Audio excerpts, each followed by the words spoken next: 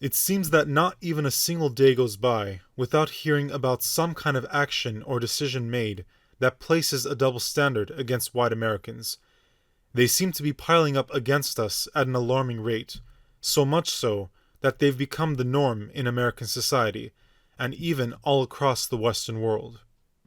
From as simple as the quality of education we receive, or how the tax code is designed, to as dire as not having access to the potentially life-saving medications and vaccines, these sort of policies and practices, without any pushback, are becoming more and more normalized.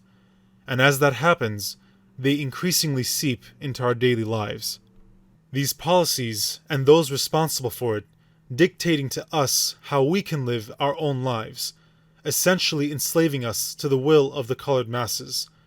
Our country putting foreigners first and natives last. And the natives? They seem to not give a damn, especially for their children, and what kind of country their children will grow up in. White Americans either encourage this sort of blatantly targeted discrimination, or just keep quiet and look the other way. This reality was once more highlighted for me by a couple of recent events that occurred over the past couple of months. My initial reaction was to just shake my head in disgust and move on, as we know all too well of just how common these sort of occurrences are. But when the ironies and coincidences between these two events began to pile up on each other, I couldn't pass up the offer to share them with my people. I believe they perfectly demonstrate the double standards we face in this country and their broader implications. One of them took place in the state of California, and the other in the state of Kansas. Both involved a student, and both transpired on a school campus. With that said, starting off with the event in California, a student attending La Jolla Country Day School walked onto campus wearing the Make America Great Again hat. The school's 2020-2021 student handbook states that hats are allowed on campus, even hats that contain political themes, and could be worn anywhere on campus except in the classroom. The student wearing the MAGA hat was in full compliance with the school policy surrounding hats on campus, as stated in the handbook. But despite that fact, sometime later on during that day, the student was stopped by the head of school, Gary Cron, pulled aside and given a stern lecture about why wearing that hat is wrong and why the student should remove it. Cron later sent out an email to all the parents about the incident, stating, quote, "The student now knows what the hat symbolizes and why not to wear it, and has agreed to comply with my request." End quote. To further add to the humiliation of the student, his mother replied mentioning that she was fully embarrassed at her son's decision and behavior, and said she would, quote, "fulfill her role as a parent." What an effort to tear open a fresh wound that was never there, and never needed to be there, and pour salt into it. After controversy began to surround the scandal, Cron decided to double down on the measures he took to handle the situation in a video that was released by the school board. A student came onto campus with a Make America Great Again hat. He has every right to wear that hat. I had friends give their life for that right. It was not a political decision to reach out to him and talk about that hat. It was a decision about dignity, the inherent value that all humans have. When I approached the student, I shared with him that he had that right to wear the hat. I also shared with him the impact it has on our community. That hat has a symbol of racism and hatred. We could argue about whether that's true or not, but it's a fact that in our community, there's a belief that that's what that hat represents.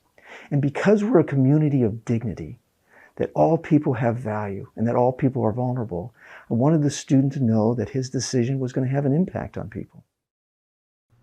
The man talking so highly about dignity, in an academic setting I should emphasize, is the same man degrading the intellectual dignity of his school by shutting down political expression, and by extension, free thought. He claims that nothing is more valuable than the First Amendment, our right to free speech and free expression. But I guess that's only when free speech does not contradict his speech. he virtuously states that his decision was not politically based, but was rather for the dignity of the school community. But he then goes on to claim that, quote, this hat is a symbol of racism and hatred. What is that but only politically based?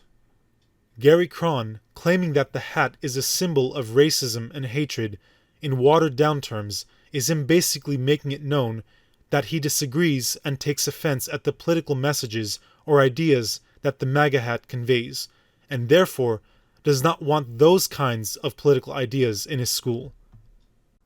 I don't know this for a fact, but if the head of school goes out of his way to shut down the political expression of a student, a right that is not only protected under the Constitution, but also protected under the Student Handbook, then I can confidently assume that La Jolla Country Day School has the same left-wing stranglehold on its academic curriculum as well.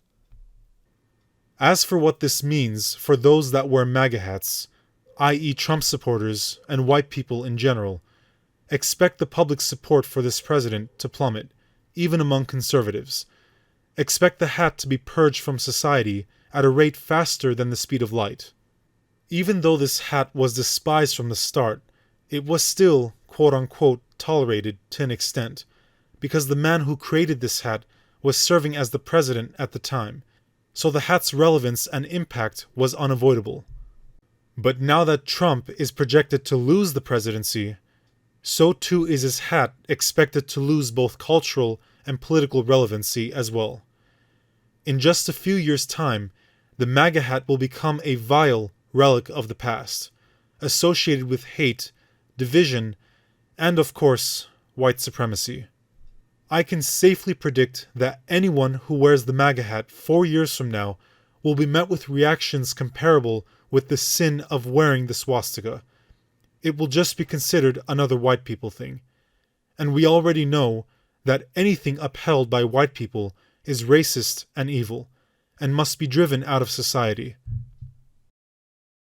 On the other side of the coin, about a month earlier in the state of Kansas, the Junction City High School experienced a similar incident on its campus, except in this case, the narrative was reversed. It was reported that a Muslim girl wearing a hijab was asked to remove her head covering by a hall monitor as she was walking down the school hallway.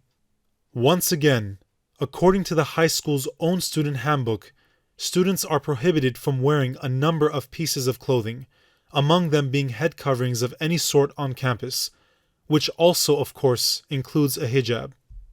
When she refused to comply, she was then sent to the principal's office, who subsequently sat down and had a talk with her. A couple days later, the principal sent out a mass email to the entire school community to address the controversy.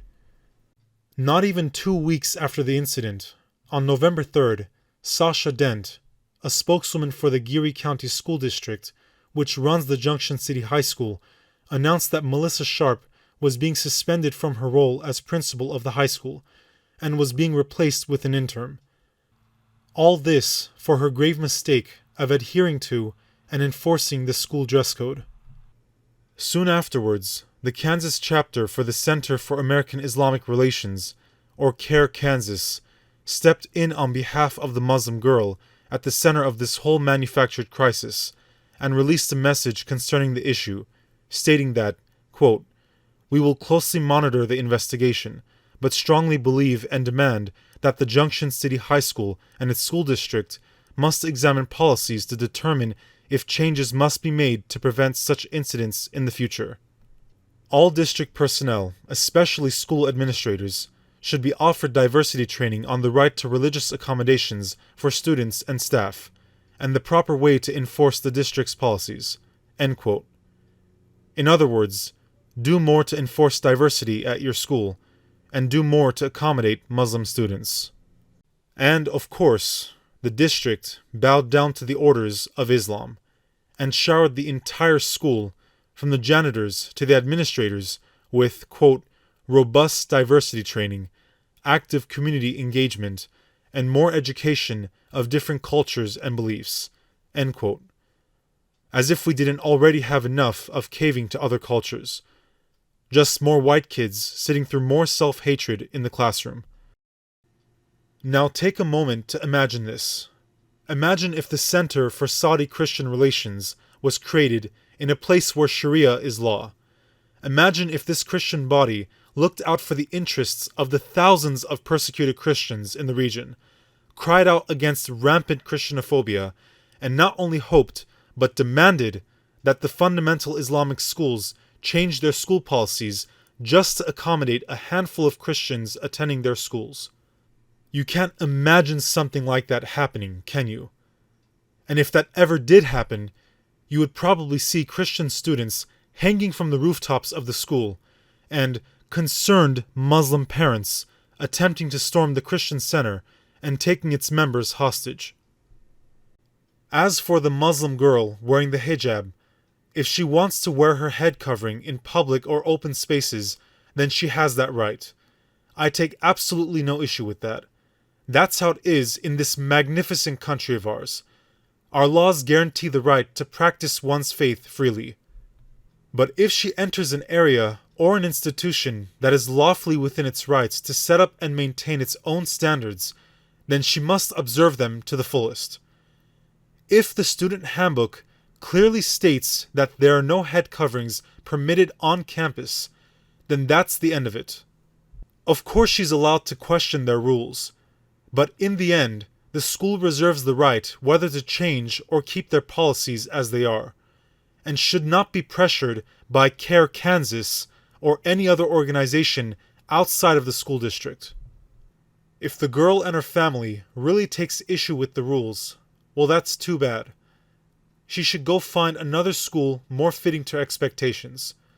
I'm sure she'll find plenty in California. You see, it's people like this that come to our land and use their American privilege not to contribute to our economy and our society, as our politicians promise us every time a new batch of immigrants set foot on our shores, but to denigrate and fundamentally transform this country. This Muslim student should be on her knees, thanking Allah that she's living in and receiving education in America, because I would be the first one to throw ungrateful foreigners like her on a boat and ship her back to where she came from. But putting that aside though, I want my viewers to take notice of the ironies between the two stories and their broader implications. These events took place in two vastly different parts of the country, both literally and figuratively.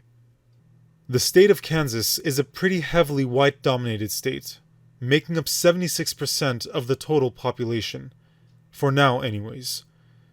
California, in contrast, is essentially the entire world mashed up into one territory, with white people making up only about 37%.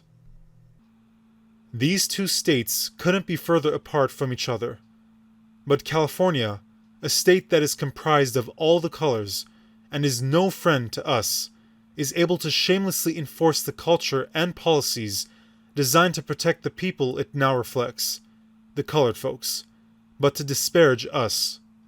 Meanwhile, Kansas, a mostly white state, is not only unable to defend its people and its way of life, but actively engages in tearing them down, and welcoming Islam by wrapping a hijab around its head. So why does this happen? Why do white people cave so easily to other peoples and other cultures? What does this say about us and our own culture? Well, simply put, we have no culture. White people have no culture. As harsh as that sounds, that is our present reality. And what brings me to say this?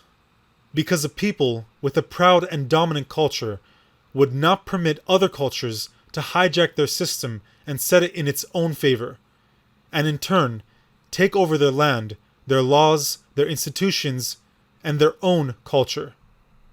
And if things continue to carry down this road, don't be surprised if one day you're punished for not getting down on your knees and bowing before the Islamic call to prayer, as it rings out from the school mosque. What transpired in those California and Kansas high schools last month is a bitter paradigm of what is happening to America. And as America ties that piece of fabric tighter and tighter around its own head, it will end up squeezing the very life out of itself. We as a community, as a people, need to start awakening ourselves to this blatant anti-white reality.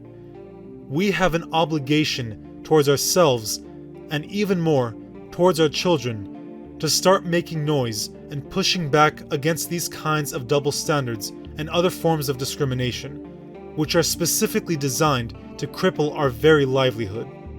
We must put an end to our dead stares at our enemies as they nail our coffins shut, and finally bust ourselves out of there.